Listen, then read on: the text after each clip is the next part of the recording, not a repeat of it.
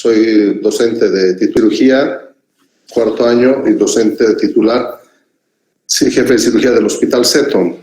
Conmigo vamos a trabajar este módulo que es el manejo del paciente politraumatizado. Es una unidad que se actualiza regularmente cada 4 o 5 años, y en esta ocasión vamos a hacer un híbrido entre la 9ª edición y la 10ª edición. La que está vigente, les he mandado datos con su compañero, la 10ª edición es la que está vigente en un nuevo formato que es un tanto complejo hacerlo a distancia, pero hay algunos capítulos que sí nos permite hacer este tipo de enseñanza-aprendizaje y que lo vamos a incorporar. Vamos a ir agregando a los que se presenten. La clase vamos a conversar internamente con los responsables para el horario de inicio de esta actividad. Y esta clase es interactiva, es dinámica, y voy a necesitar mucho de su participación, y quiero respuestas instantáneas. O sea, no pueden estar, vamos a poner una regla, el representante y 2 o 3 personas más van a ser los que respondan en primera instancia, porque me carga estar esperando a que se animen a responder. Vamos a incorporar por esta vez una alternativa de participación en el contexto de algunas preguntas que les llegó, y que, bien, muy interesante el SurveyMonkey que les enviaron, y vamos a ver si hoy día lo hacemos. Era solamente una prueba. ¿Por qué tenemos que aprender el manejo del paciente politraumatizado? Es que es la primera causa de muerte.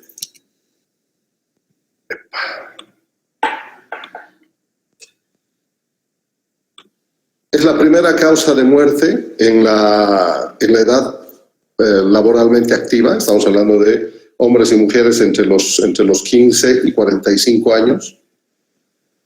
Los accidentes de tránsito actualmente implican una gran inversión en los estados, ¿verdad? Y obviamente, además de la pandemia, no han dejado de ocurrir los accidentes.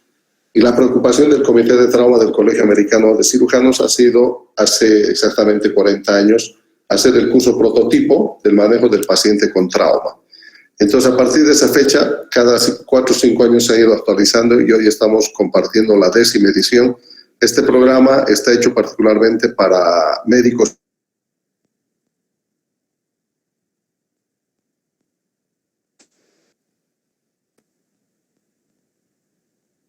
con un costo de $600.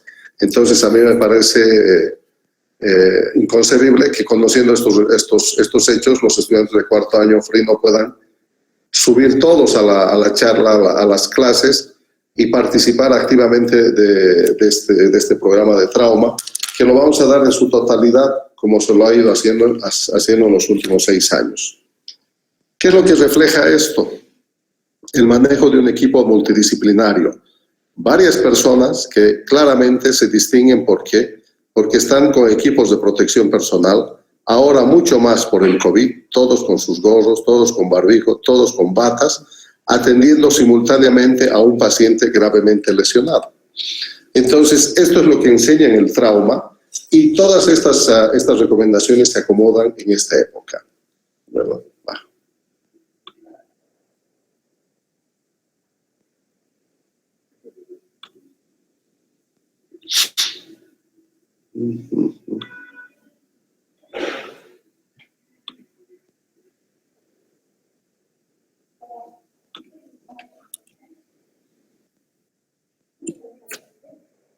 Cada uno de los capítulos va a tener un mensaje, ¿verdad? Va a presentar objetivos, y el mensaje de este capítulo es que la revisión primaria es uno de los términos que más vamos a escuchar. Se debe repetir frecuentemente para identificar cualquier deterioro en el estado del paciente. Es decir, que la esencia de lo que es el ATLS viene en 2 partes divididas, en una parte inicial que es la revisión primaria y la revisión secundaria. En la revisión primaria vamos a aprender a evaluar a los pacientes con ciertos parámetros, como uno de ellos fundamentalmente es la prioridad. O sea, vamos a atender la primera causa que puede matar o poner en riesgo la vida del paciente en cada una de las etapas. Cada uno de los capítulos va a tener un escenario así como este, por ejemplo, ¿no? Un conductor varón de 44 años se estrella de frente contra una pared. En trauma no tienes más información que esta.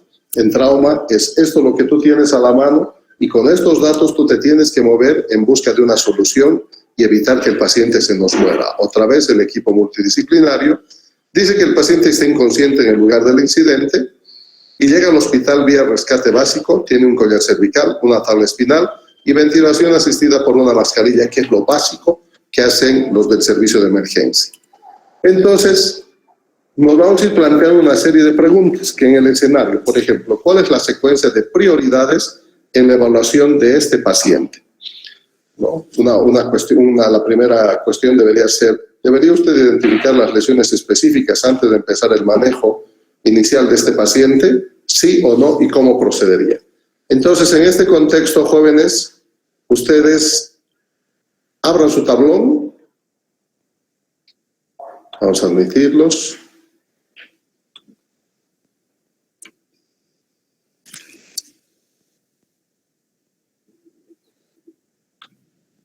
Y copien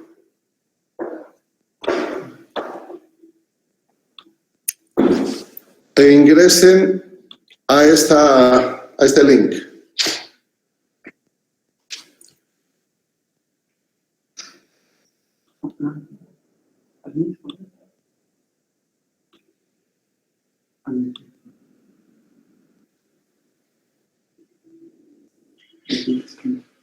Bueno, ¿estamos listos, jóvenes?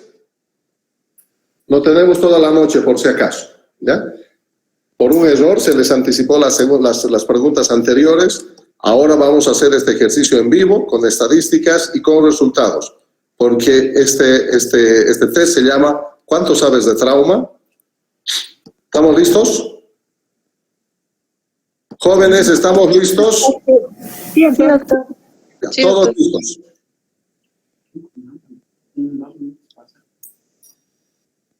¿Ya están respondiendo? Sí. Sí, doctor. Sí, doctor.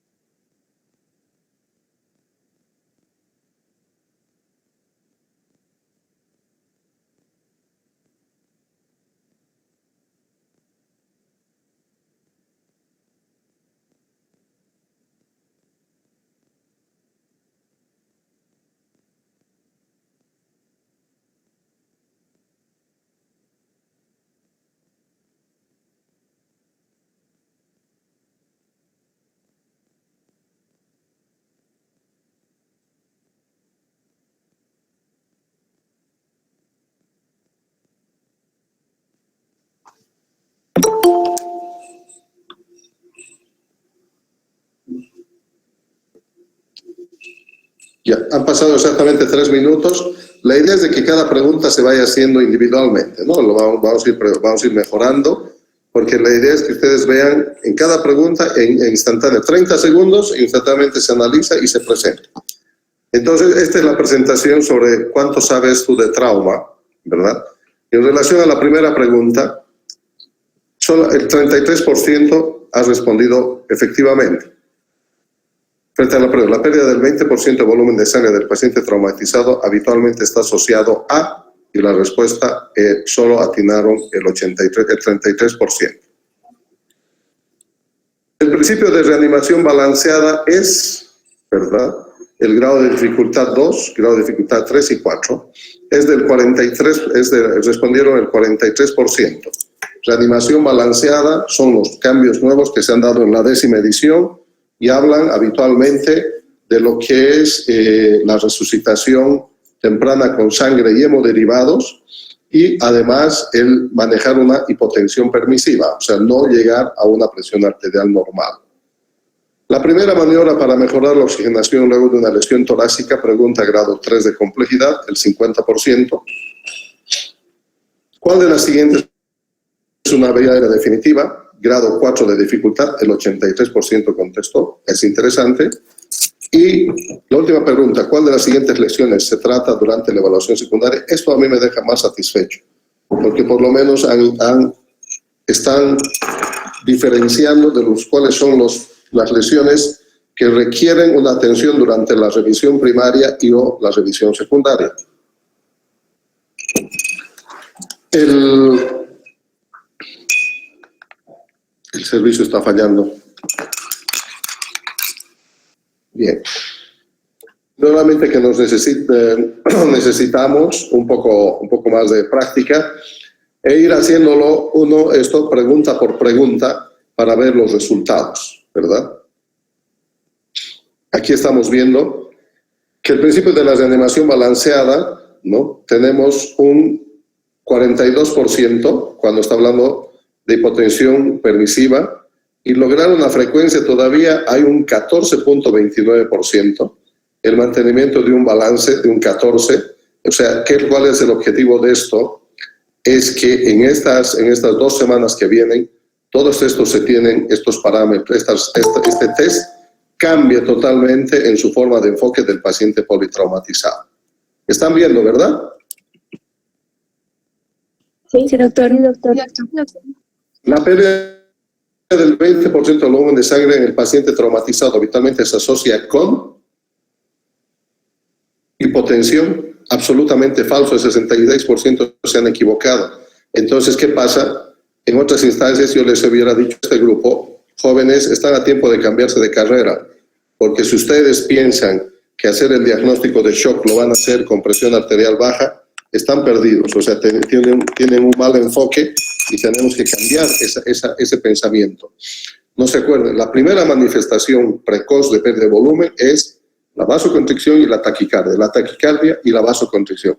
La hipotensión arterial es una manifestación tardía y se da cuando ya el paciente ha perdido entre el 25 y el 30% de la sangre. Por lo tanto, si tú me contestas acá, estás llegando tarde a la resucitación en tu paciente y lo vas a perder.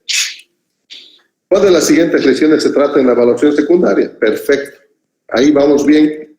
Y finalmente, la primera maniobra para mejorar la oxigenación luego de una lesión torácica es, ¿verdad?, intubar al paciente, evaluar los gases, administrar oxígeno. Qué pena, me da mucha pena porque solo un 25% del curso, ¿verdad? O sea, el 75% todavía cree que hay que pedir una radiografía, que hay que determinar la necesidad o intubar al paciente demasiado. O sea, la primera maniobra para mejorar la oxigenación de una lesión torácica, jóvenes, es primero administrar oxígeno siempre, ¿verdad? Entonces tenemos un 25%, ¿verdad?, con una desviación estándar de 0.44 y 3 con un grado de dificultad 3 que no es demasiado alto. Entonces, cada una de estas variables nos permite el analizar y con esto terminamos. ¿Cuál de las siguientes es una vía aérea definitiva? Una vía aérea definitiva es un tubo endotraqueal, ¿verdad? Cuando definimos, los que han rotado ya conmigo Vía aérea definitiva es un tubo colocado en la tráquea con un balón inflado por debajo de las cuerdas vocales, conectado a un sistema de ventilación y fijado a la cara del paciente, ¿verdad? Esa es una vía aérea definitiva. Todavía hay 33% que cree que la cricotiroidotomía con aguja es una opción de vía aérea definitiva, pero mucho más tarde. Una cánula nasofaringea, esto es inconcebible, un 12.8%. La cánula es un accesorio básico para mantener despejada la vía aérea superior, y la mascarilla laringea son accesorios de la vía aérea no definitivas, accesorios avanzados de la vía aérea no definitiva. Entonces, como podemos ver, existen grandes vacíos en el tema de lo que es del manejo del paciente politraumatizado, y que en estas 2 semanas nosotros tenemos que optimizar.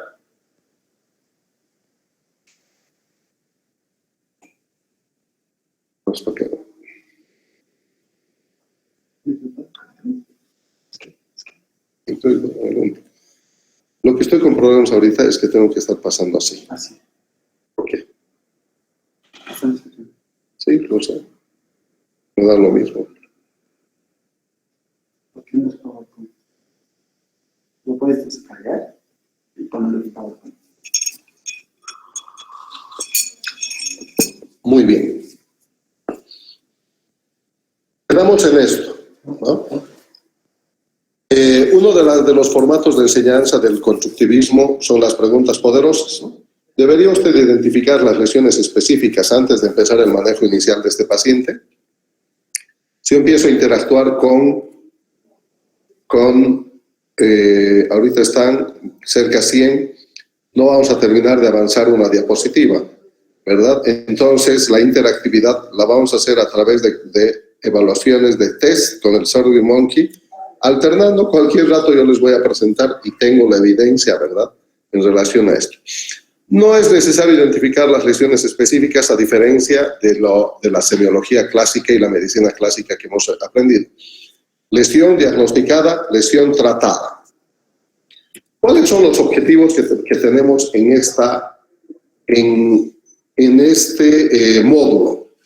Vamos a aprender a identificar la secuencia correcta de las prioridades para la evaluación de un paciente con lesiones múltiples, de un paciente politraumatizado.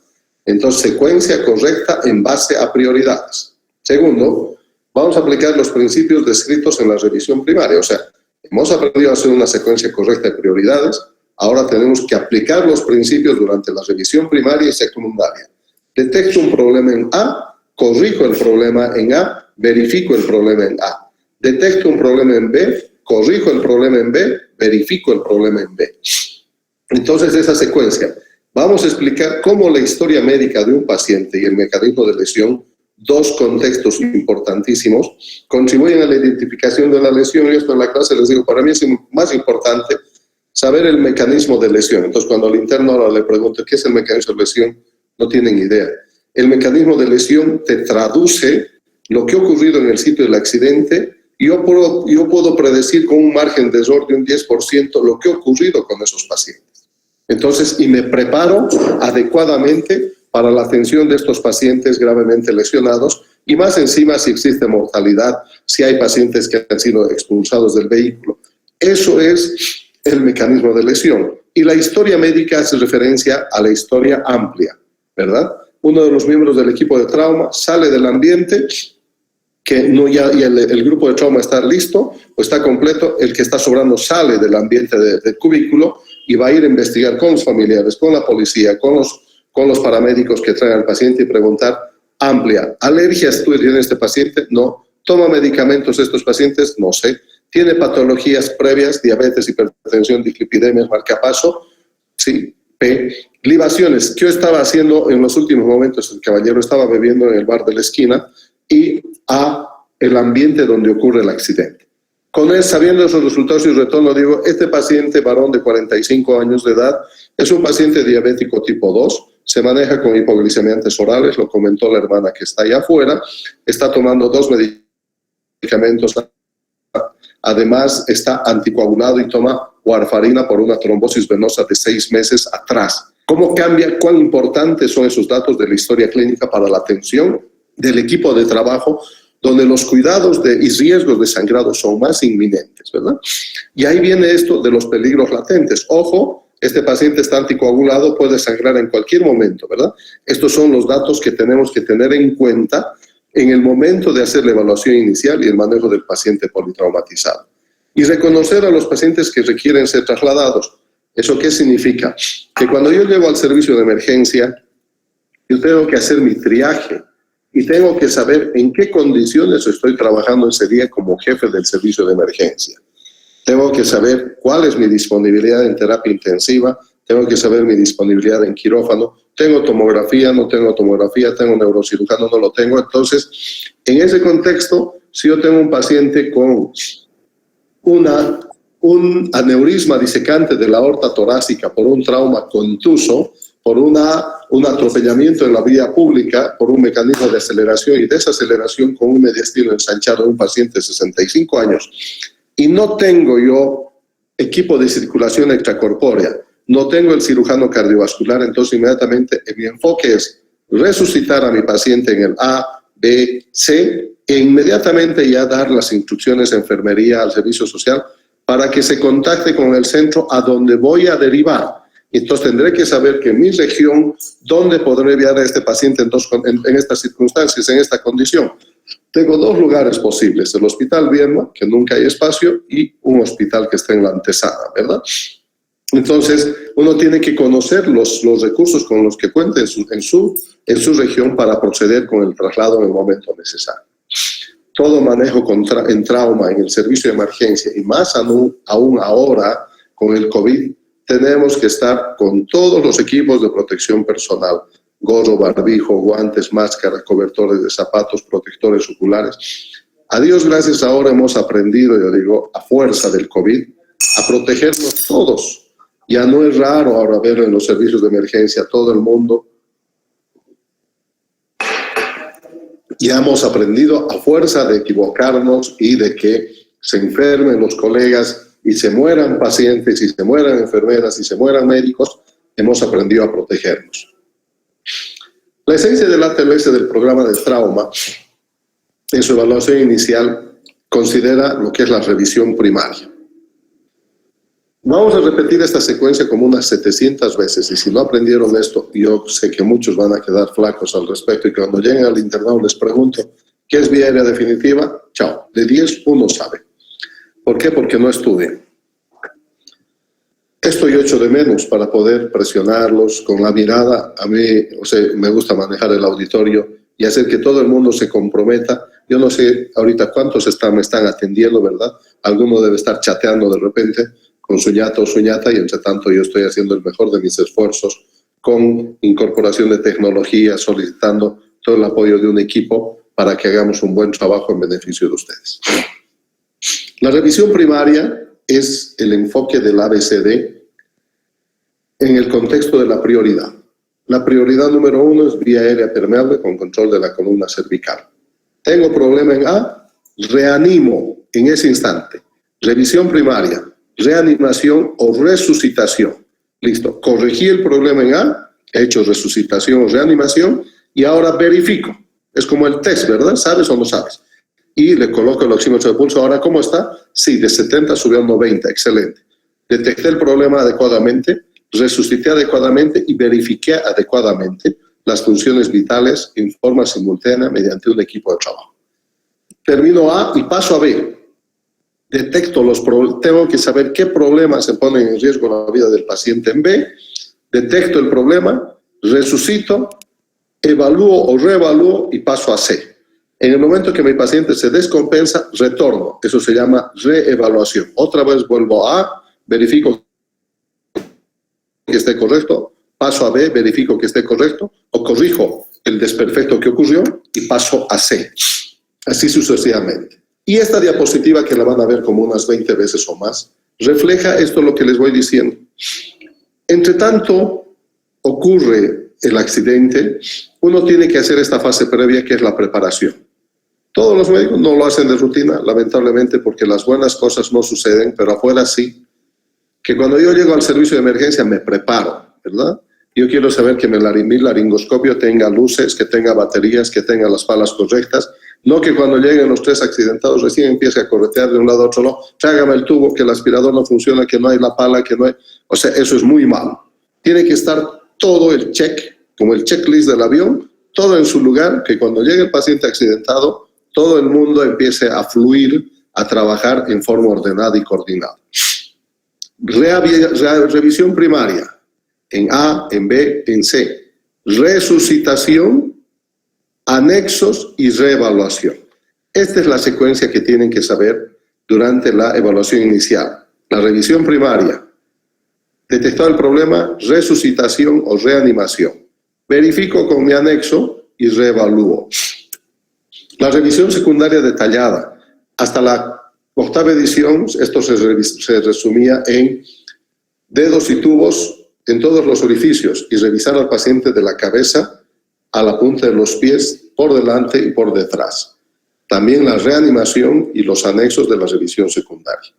Y finalmente concluimos con la reevaluación para el traslado a cuidados definitivos o la internación para traslado a quirófano, a terapia intensiva o a las salas generales. Y vamos a aprender a hacer y a saber cuál es la forma más simple y rápida de evaluar a un paciente en 10 segundos, ¿verdad? Entonces vamos a aprender técnicas básicas, clásicas, dentro del contexto del constructivismo que te permiten recordar con bastante facilidad en qué consiste en cada uno de estos. La forma más rápida y simple es preguntar.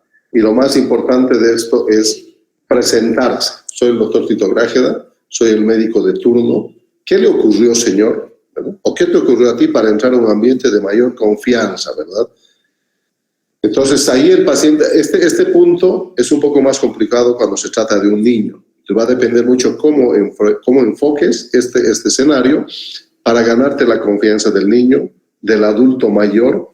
Las edades extremas de la vida son más difíciles de manejar porque de repente el viejito maltratado, viendo al hijo ahí en la puerta de la emergencia con esas miradas atemorizadoras, no quiere decirlo. Y tienes que tú tener la habilidad de detectar estos anuncios de pedidos de auxilio, o cuando tú ves un niño de 5 años con moretones de lesiones crónicas antiguas ya y una nueva lesión. Y si tú insistes al preguntarle en ese instante al niño, entre tanto en el ambiente esté el agente agresor, con seguridad que ese niño va a decir que se cayó en la bicicleta. Todas las veces, ¿verdad? Pero cuando tú logres un ambiente de confianza y elimines del ambiente al factor agresor, puede ser que ese niño te cuente, o ese adulto mayor que está siendo sometido a traumatismo.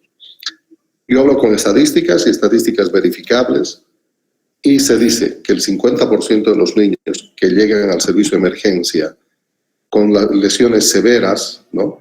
El 50% van a retornar la siguiente vez muertos, jóvenes. ¿Ya? Y eso es así. ¿Por qué? Porque la agresión se va repitiendo. Y si ustedes que trabajan en el sector salud, las visitadoras sociales, los guardias, no están alertas a estos hechos y darlo por hecho que es normal ver equimosis multicolores en las piernitas del niño o del viejito y decir, no, se cayó nomás, estamos incurriendo en una... O sea, todos estos detalles uno tiene que saber y lo vamos a ver en el contexto del adulto y del niño. Cuando yo le pregunto al paciente, ¿qué te ha ocurrido? ¿Cómo te llamas? Yo soy Tito Grájeda, soy médico de guardia, ¿no? Y él me dice, José Vargas, está manejando mi moto y me choqué. Es lo último que me acuerdo. ¿Qué me dice eso? Una respuesta verbal atingente, una vía aérea permeable y un cerebro adecuadamente perfundido por su sensorio claro. Pero si al contrario, la respuesta a esta primera interrogante que yo le hice, presentándome y preguntándole a él qué le había ocurrido y si podía darme su nombre, o dice, soy Margarita siendo un varón y no sé, no me acuerdo lo que ha pasado, entonces ya automáticamente, aunque su vía aérea está permeable, aparentemente el sensorio no está claro, está con alteraciones de la perfusión y eso ya nos tiene que alertar a nosotros para ver qué está ocurriendo. Nuestra revisión primaria, y este es el esqueleto de la TLS, que esto no pueden dejar de saber. Lamentablemente, esta pandemia va a marcar esta generación y yo lo digo con la mayor franqueza, y todo el mundo me conoce, yo no doy vueltas, no estamos entre las mejores facultades de medicina, y lamentablemente esta pandemia ha evidenciado nuestras flaquezas, y aquí nadie puede reclamar, nadie puede levantar las manos y decir no depende de mí, porque este es un tema de la Universidad Boliviana. Entre tanto, países vecinos, y todos hemos partido con la pandemia en las mismas condiciones. Ahora nadie puede alegar que no es que llevan más años de experiencia, falso. Toda la pandemia en Latinoamérica partió juntos, pero había países y universidades que se han puesto más rápidamente las pilas en implementar sistemas de comunicación, procesos de enseñanza-aprendizaje. Entre tanto, los estudiantes se escondían durante la primera y la segunda ola, ¿verdad? Y los docentes, sí te voy a dar una charlita, así charla de peluqueros, ¿verdad? Y nuestro nivel se fue bajando, y es increíble como ahora podemos ver en los estudiantes que están en el último año del internado un nivel muy bajo. Y les voy a decir como experiencia, y esto está grabado, y me encantaría que el doctor Terán esté escuchando, este mismo programa les implementé en el mes de abril a los internos, a mediados de marzo, a los 8 internos de San Simón y 6 de Univalle. ¿Listo, jóvenes? Aquí están las diapositivas, aquí están los temas. Asignación, tú vas a hacer capítulo 1, tú 2, tú 3, yo he hecho el capítulo 1. ¿Listo? Ahora lo que ustedes tienen que hacer es estudiar y venir y presentar, y vamos a charlar y aclarar sus dudas. Las mismas condiciones, a ellos les he dado la 10ª edición. Listo, 4 días después, bueno, jóvenes, vamos con el segundo capítulo, presentaron. Tercer capítulo, es que está en quirófano, es que no vino. Bueno, el cuarto capítulo, no he estudiado. El quinto capítulo, doctor, no estudió. Les tomé un examen y sacaron 1 sobre 10. Entonces, está faltando, además de la motivación, ¿verdad? Hay un problema serio de falta de compromiso con su formación. Para mí, sencillo y fácil, jóvenes, se terminó el módulo de trauma, y que Dios los proteja, porque de trauma no saben nada, ¿verdad? Entonces, es así las cosas. Hay una falta de compromiso total y de voluntad de parte de ustedes, y eso facilita a los docentes, ¿verdad? Si mis estudiantes son flojos, no estudian, charlaremos del partido, ¿verdad? Del Wilstermann, que hasta en el fútbol somos los últimos y los peores. Tiene que haber un cambio de motivación, un cambio de actitud. Los resultados no me han decepcionado, pero tampoco esperaba mayores cosas, ¿bien? Estos resultados se traducen en cada uno de los test que vamos a ir viendo. Y en esta revisión primaria, esta estructura del ABCDE no se pueden olvidar. Y de aquí a 1 año, a 10 años, ustedes no pueden olvidarse que todo este esquema, el esqueleto de la evaluación inicial y el manejo del paciente con trauma, suena igualito en inglés, en francés, en portugués o en español, y tiene una razón de ser. La prioridad número 1 es vía aérea permeable con control de la columna cervical. Y segundo concepto fundamental de la ATLS, te enseña un lenguaje común. Tú no puedes venir y ponerle otra cosa, es decir, vía aérea con hiperextensión de la columna. No es así. Con protección, por si tú dices hiperextensión, ya me estás rompiendo el cuello del paciente. Tercer concepto, no hagas más daño del que ya tiene el paciente. B, después de una vía aérea permeable, la respiración y la ventilación es otra área que pone en riesgo la vida del paciente. Neumotórax, atención, hemotórax masivo, neumotórax hipertensivo, neumotórax, tórax volante. Por lo tanto, en B, uno que tiene que detectar las lesiones que ponen en riesgo la vida del paciente durante la evaluación inicial. Es la segunda causa. Y lo que más impacta es circulación, ¿verdad? Ustedes ven un accidentado, ven el charco de sangre, ¡guay, auxilio!, gritan junto con el paciente, ¿verdad?, en la calle. Cuando sabemos que una pérdida de sangre de 1000, de 2000 ml, no va a poner en riesgo la vida del paciente.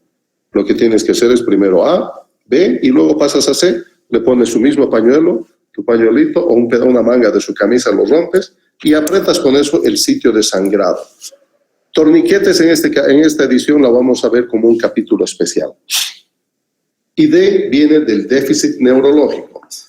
Hasta la edición 8ª estábamos hablando de lo que era el ADVI en el contexto de la 6ª, 7ª. A de alerta, B de vigil, de respuesta verbal, A dolor, respuesta al dolor, respuesta verbal e inconsciente. Demasiado abstracto, poco útil, y actualmente ustedes tienen que saber la escala de coma de Glasgow. Entonces, en este momento se ponen, vámonos al SurveyMonkey, vamos a ver cuánto sabes de Glasgow, ¿verdad? Ya se asustaron, pero así tiene que ser. Y exposición es una exposición completa del paciente, evitando movilizar innecesariamente. Cuidado, su pantalón parece nuevito, no importa, se corta. Trata de exponer al paciente lo más que puedes sin movilizarlo demasiado, sobre todo la columna vertebral. Y una vez expuesto, control del medio ambiente. Oiga, que está haciendo calor. El bienestar del equipo médico no es prioritario. El bienestar del paciente es fundamental en la atención en ese momento. Hay que evitar que el paciente entre en hipotermia. Entonces, este ABCD, ustedes lo tienen que saber así como está. No le puedes, el lenguaje común, el lenguaje universal, no le puedes cambiar, ¿verdad? Le voy a poner déficit mental. No, es déficit neurológico y es así como ustedes lo tienen que aprender. La revisión primaria. Nuevamente, el A, el B, el C. Las prioridades son las mismas jóvenes. No cambia por más que sea una mujer en tercer trimestre de embarazo o un viejito acuchillado. Las prioridades son las mismas. Ah, no, pero yo he hecho el curso ACLS. Qué bueno, te felicito. Pero el ACLS es para paradas cardíacas de origen coronario y vascular. Nosotros estamos hablando de trauma. Te felicito, ubícate, ¿no? Esa es la respuesta. Las prioridades son las mismas. Niño, adulto, atleta, mujeres embarazadas, A, B, C. No cambian las prioridades.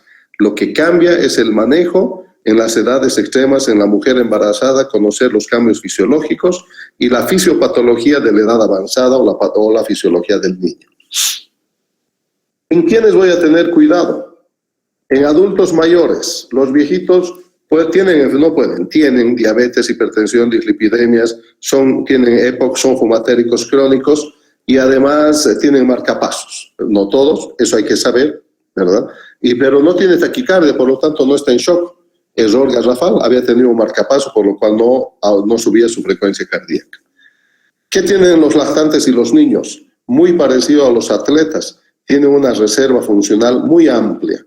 Entonces ellos son capaces de perder hasta el 50% de su volemia y recién manifestar datos de hipotensión. Pero si llegan a esa instancia, a ese punto de quiebre, lo más probable es que pierdas tanto al niño como al atleta, porque ya perdió cerca del 50% de su volemia. Estamos hablando de 2.5 litros de sangre en el adulto o en el niño el 25%.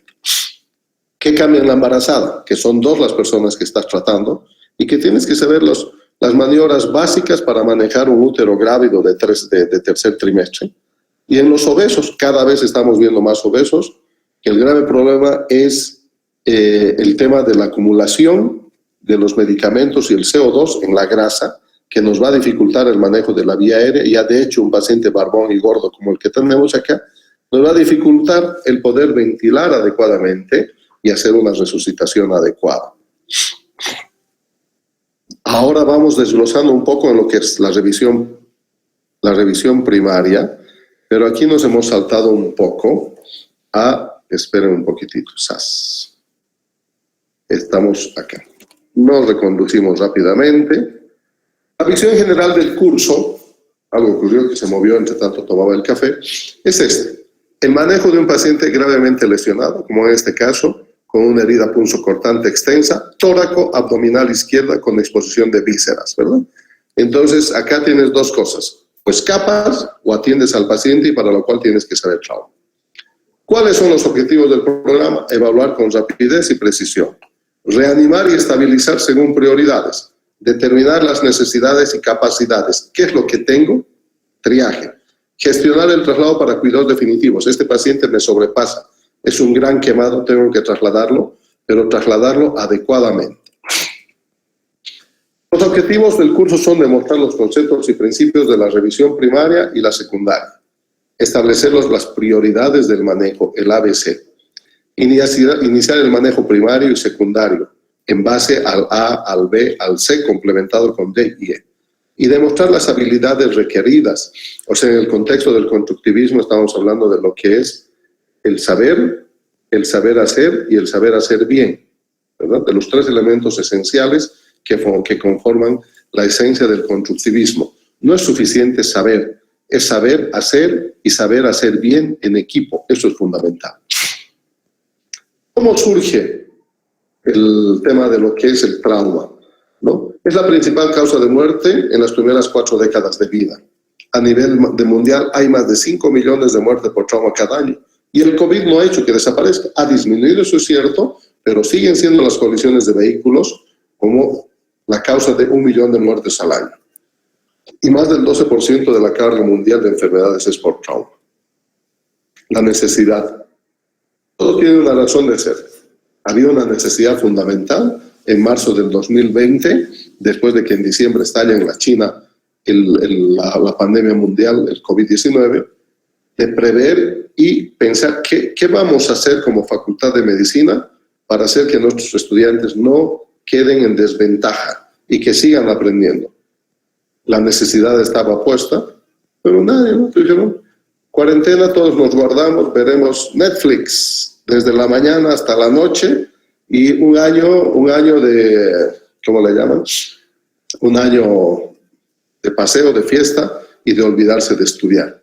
Y este año, jóvenes, va a quedar marcada su generación con un hoyo negro gigante en conocimientos. La necesidad del programa TLS, ¿no?, que les provee un lenguaje común, tiene un inicio en esto. Nebraska, año 1971, si mal no recuerdo, 73. ¿No? En Estados Unidos el estándar del médico es este. Tienes tu avioneta, tienes tu yate, una familia, accidente y mueren 2 personas de tu grupo familiar y dices esto. 1977. Y es a partir de esto en que cambian, ¿no? Todas las veces a nosotros nos ocurren necesidades para recomenzar a reinventarnos y seguimos en lo mismo. Y dice el doctor James Steiner, cuando yo puedo proporcionar una mejor atención en el lugar del evento con recursos limitados que el que mis hijos y yo recibimos en las instalaciones de atención primaria, dice, algo está mal en el sistema y este sistema debe cambiar.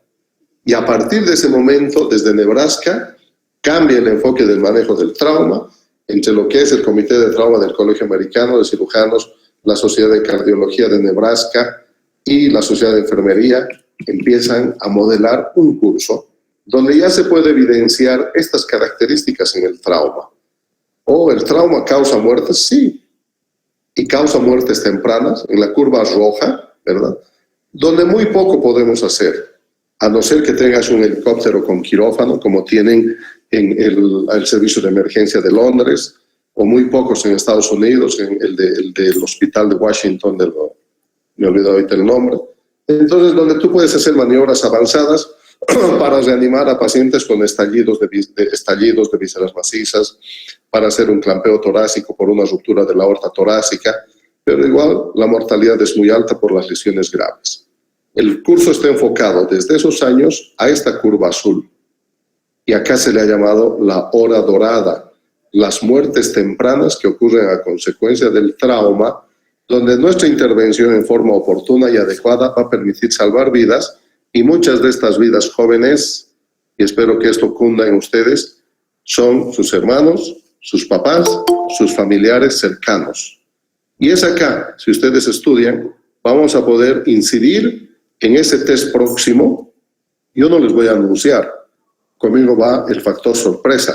Entren a la plataforma SurveyMonkey y vienen las preguntas, ¿verdad? Yo voy a saber ahí si están estudiando o no, y eso va a reflejar para mí el esfuerzo, porque para mí es sencillo venir, leer las diapositivas y decirles, chao, buenas noches, que les vaya bien, ¿verdad? O las muertes tardías que se incrementan en esta curva morada, ¿no? ¿Por qué? Por una mala ejecución de procedimientos durante la revisión primaria. No detectamos un hemotórax, ¿no?, por una herida penetrante por arma blanca infectada, contaminada, y hizo un piotórax, un empiema pleural, y tuvimos que operar toracotomía, hasta neumonectomía. Esas son las muertes tardías que nosotros podemos y debemos evitar siempre y cuando hagamos una adecuada atención, una revisión primaria adecuada y una revisión secundaria adecuada en esta hora dorada en la cual nosotros vamos a aprender y trabajar. El enfoque es el ABCD para la evaluación y manejo del paciente por trauma. ¿Qué es prioridad? atender en primer lugar la mayor amenaza para la vida. ¿Y cuál es? A, vía aérea permeable con control de la columna cervical. No me puedes hablar, no, o sea, otra cosa que se les está entregando es un lenguaje común. Lo otro, no es importante el diagnóstico definitivo. En la medida que vamos desarrollando nuestro ABC, nosotros vamos a resolviendo los problemas del paciente porque el tiempo es esencial. El concepto del ATLS surge, fíjense, vamos, 10ª vez, vía aérea con control de la columna cervical. Vamos a hacer un ejercicio. ¿Cuántos tengo? 64. No los veo. Si tuviera que verlos a todos habilitando sus cámaras sería otra cosa. Normalmente este ejercicio se lo hace de esa forma. ¿Ya? Vía aérea permeable con control de la columna cervical. B, respiración y ventilación de breathing. C, circulación con control de hemorragias externas evidentes. Ahora, torniquete selectivo. Déficit neurológico con escala de coma de Glasgow y pupilas. Exposición y control del medio ambiente. Esta es la esencia del ATLS y en esos principios nos vamos a manejar. Y esta diapositiva la vamos a ir viendo y viendo en varias instancias durante la revisión primaria, resucitación, anexos, reevaluación, revisión secundaria, reevaluación, anexos y traslado para cuidados definitivos. Del formato que utilizamos en un curso regular, vamos a tener estas conferencias interactivas, no hay estaciones de destreza. Vamos a poder hacer demostraciones con un video, con videos. No podremos hacer discusión de grupos, ni tampoco escenario con pacientes simulados. Entonces nosotros tenemos que aprovechar de lo que es la tecnología y los videos y estas conferencias interactivas. ¿Y qué tienen que hacer ustedes? Estudiar, leer el capítulo 1 para mañana, repasar el 0, ATLS 9ª edición y venir, cosa de que podamos aprovechar entre todos, porque en cualquier momento de la presentación yo les voy a mostrar el test y veremos cuántos están siguiendo las clases. Estas presentaciones para mí, a mí me encanta enseñar, yo soy instructor y director nacional de trauma. Para mí esto es un refresco, porque tengo que revisar la información para poder compartir con ustedes, a pesar de que vengo dando 30 años este curso. El programa es internacional, está en ahora más de 70 países en el mundo, más de 1,5 millones de médicos entrenados. Acuérdense que este programa está hecho para médicos. ¿Cuál ha sido el impacto? Sencillo. Ha mejorado evidentemente la atención de pacientes lesionados en todos los lugares donde se ha implementado el programa. Cuando la gente quiere, cuando la gente tiene afán de superación. Pero cuando dicen, ¿pero qué me va a enseñar a mí? Yo lo sé todo, ahí ya perdiste. Un sistema organizado de trauma disminuye la mortalidad y los gastos jóvenes en pacientes lesionados. Y este formato que les enseñamos tiene una retención cognitiva de las habilidades organizativas y las destrezas de hasta un 70% por la repetitividad, la configuración de la incorporación de la información, la reacomodación de los esquemas mentales con conocimientos previos mínimos a una reacomodación e incorporación de información actual que te permite mantener, si tú revisas con cierta regularidad, hasta el 70% a los 5 años. Próximos al finales o en la penúltima diapositiva vamos a tener un signo de interrogación que normalmente no causa impacto en ustedes porque no preguntan. Ojalá esto sea un desafío y ustedes puedan preguntar, ¿verdad? Y decir en este momento un par de preguntas que va a ser de interés, porque eso refleja dos cosas. Que ustedes están siguiendo la presentación y están estudiando y que sus preguntas pues, van a ser aclaradas en el curso. El enfoque del ABC, no se olviden, esta es la 25 vez que se repite para la atención del trauma. Los conceptos claves, no causar más daño del que ya tiene el paciente. Primero, la prioridad. Se trata la mayor amenaza para la vida del paciente. El ATLS te ofrece un método seguro, ultra demostrado y que ha mejorado la atención de los pacientes en trauma en el mundo entero o donde se ha diseñado y se ha proyectado estos cursos. En Bolivia estos cursos se hacen en Cochabamba como 10 cursos anuales, en Santa Cruz 20, en La Paz 1 o 2, Sucre y Potosí 1 o 3, es ahí, y Tarija ocasionalmente. El año pasado, el 2019 llegamos hasta Cobija y los instructores y directores salimos a dar cursos también al exterior. Así es que ahora volvemos a nuestra charla, perdón, un ratito. Aquí nos salimos y volveremos.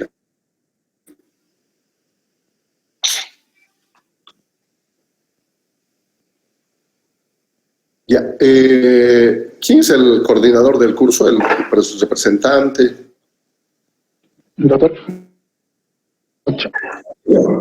Eric Garcés.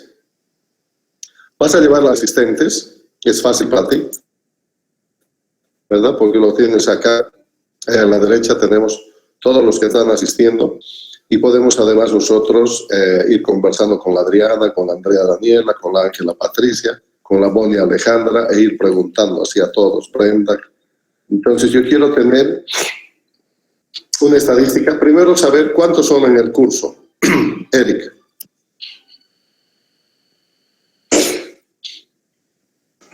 Doctor, somos como 300, pero justo ahora chocó la teórica con medicina interna. Tenemos medicina interna teóricas de 7 a 8 de la noche. ¿Quién está dando medicina interna ahora a las 7 de la noche? El doctor Alfaro. ¿Y lo está haciendo? Porque Sí, para mí es fácil. Sí, justo ahora está en la teórica. Ok. O sea, no se va a suspender medicina. No, doctor, por eso el departamento me dijo que las clases de cirugía son de 6 de la tarde a 7 de la noche. Y pensé Sí. que íbamos a empezar clases. Igual creo que le llamó el doctor. Pero, estamos en la pandemia y nos podemos acomodar. ¿Qué ocurriría? Bueno, en el sur de Monkey vamos a poner. ¿Estarías de acuerdo en pasar clases a las 6 o a las 9 de la noche? Pues yo les voy a dar la clase a las 6 y se queda a las 6. Pero ¿qué pasaría si la clase la hacemos de 8 a 9 después de medicina interna?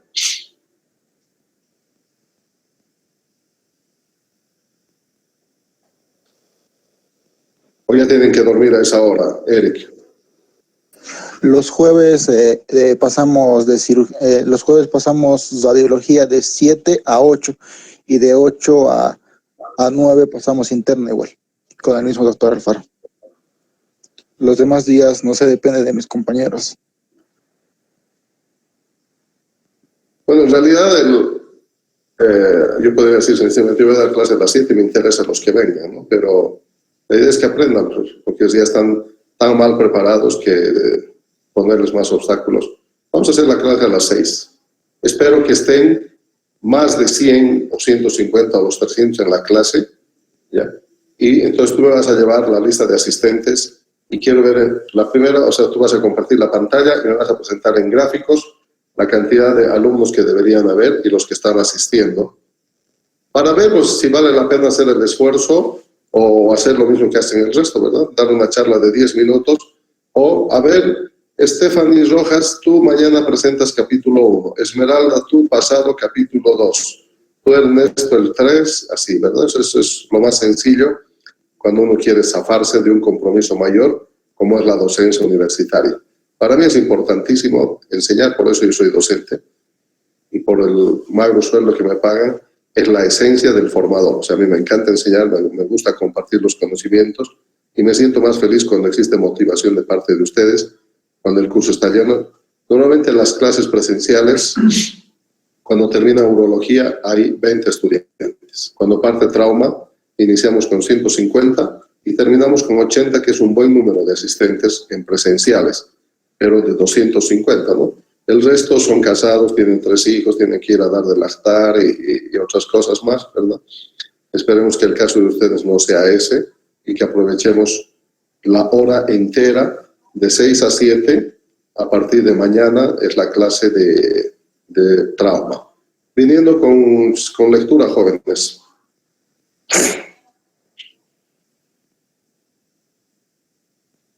¿Alguna pregunta, Magali? Estás desesperada por ir, ¿te parece? No, doctor, así sin querer. Perdón. ¿Ah? ¿Qué querías preguntar? No, doctor, está todo bien. ¿Sabías que era la ATLS?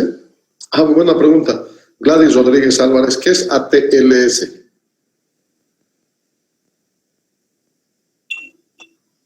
Saúl. Están mudos. No habla, no contesta. Madaí Peralta.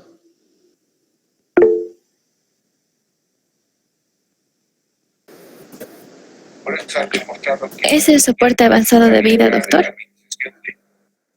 Es el soporte de vida avanzado. Ya, soporte de vida. Ese es un programita que les daban en básico, creo, ¿no? El soporte de vida, que es un cursito, es sin comentarios. Eric, ¿qué es AT? Me imagino que tiene una traducción ATLS. Bonnie, Alejandra, ¿tú qué quieres contestar? Paula. Doctor, es el apoyo vital avanzado en trauma, pero en sí es de una abreviación en inglés de Advanced Trauma Life Support. Eso es. Entonces, porque como la abreviatura está en el inglés, entonces tendrás que traducirla al inglés. Y traducida al español es el curso avanzado de apoyo vital en trauma. Ese es el contexto y es de eso lo que vamos a conversar. Vamos a trabajar el 70% con la 9ª edición y han tenido alguna pincelada de la 10ª edición, como ha sido en el test de lo que es hipotensión permisiva y resucitación balanceada. Entonces, las palabras claves, las modificaciones y las actualizaciones las vamos a ir tocando en cada capítulo y probablemente 2 o 3 capítulos lo hagamos en la modalidad 10ª edición. Gladys, a ver, Saúl marca. ¿Cuánto cuesta hacer un curso ATLS? Quedan 5 minutos.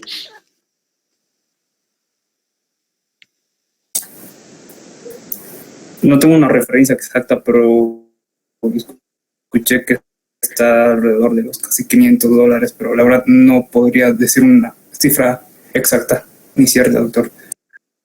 Cuesta $600 ahora en Bolivia, joven. Y si lo haces en el Brasil, el espacio es para el 2022 y cuesta $800 al igual que en Chile. Y es este mismo formato, es este mismo material el que vas a recibir, ¿verdad? Entonces, ¿qué tienes que hacer, Adriana Vargas? Atender, doctor, y venir estudiando a la clase para sacarle todo el provecho. Eso. ¿Qué más harías, Gomi, Alejandra, Pati, Peña? Miércoles, que te han puesto 3 nombres. ¿Les falta bonito? ¿Les ha faltado tiempo a tus papás para ponerte el 4º nombre? Es apellido Patti, doctor. Ah, perdón, Pati. Ya. Leer antes de la clase, ¿no? Y tratar de sacar todas nuestras dudas. Entonces, lo que voy a hacer yo mañana a primera hora es voy a poner a la venta las fotocopias de la 9ª edición. ¿Tienes la 9ª edición, Bonnie? No, doctor, solo el material que usted nos ha brindado el día de hoy. ¿Y de dónde vas a leer? No, afortunadamente con la tecnología puedes tenerlo en tu app, en tu tablet, ¿no? Me parece bien, pero en la Facultad de Medicina venden las fotocopias. Son muy capos para copiar la producción intelectual. Y hay la 10ª también. No les recomiendo que se compren porque está en otro formato y es para otro sistema de enseñanza-aprendizaje. Cómprense la 9ª, que está muy bien. Cuesta 50 pesitos, creo que por ahí, no tiene nada que ver con el asunto. Era una broma y tiene entonces ahí, hay unas copias de bolsillo para que puedan leer todo el rato que puedan y donde estén. Así que lo primero, tener el ATLS en físico. Pues si estás estudiando en la calle, en tu tableta te van a robar, ¿verdad? Entonces tu librito que te roben no hay problema. ¿Qué más?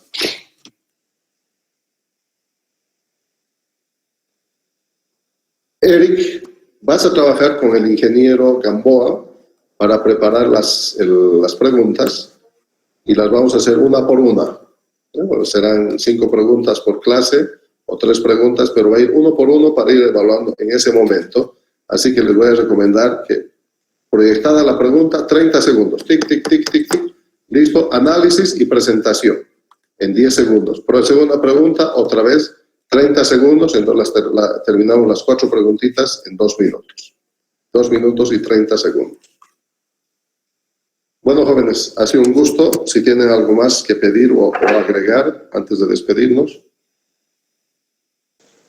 Doctor, ¿hay entre la octava y la novena? ¿Perdón? ¿Entre la octava edición y la novena varía mucho? Sí, el número. 8 al 9. Varía más o menos en un sumatorio 12%. Cada edición más o menos es el 6%. Entonces ya son 2 generaciones, 12%, y hay variaciones significativas en vía aérea en los primeros 6 capítulos. Les recomiendo que te compres nomás la novena. Una pregunta muy sesuda, Carla Pinto. Ok, jóvenes, nos vemos mañana. Chao.